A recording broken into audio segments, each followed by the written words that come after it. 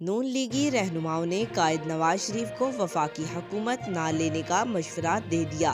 تفصیلات کے مطابق سابق وزیر خزانہ اسحاق ڈار نے لیگی قیادت کو پیپلز پارٹی سے ہونے والی 2 ملاقاتوں پر بریفنگ دی، جس کے بعد لیگی رہنماؤں نے نواز شریف کو وفاقی حکومت نہ لینے کا مشورہ دیا۔ ذرائع کا بتانا ہے کہ لیگی کارکنان نے خدشات کا اظہار کیا کہ پیپلز پارٹی قدم قدم پر بلیک میل کرے گی۔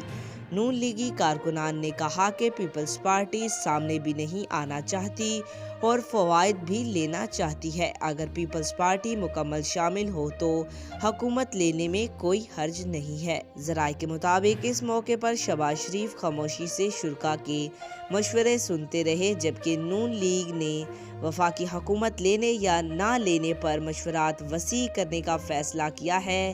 واضح رہے کہ گزشتہ دنوں مرکز میں نون لیگ، پی پی، ایم کیو ایم اور دیگر نے مل کر حکومت بنانے کا اعلان کیا ہے۔ قومی اسمبلی میں مسلم لیگ 89، پیپلز پارٹی 54، متعدد قومی موومنٹ 17، مسلم لیگ ق 3، استحکام پاکستان پارٹی 2 اور بلوچستان عوامی پارٹی نے 1 نشست حاصل کی ہے۔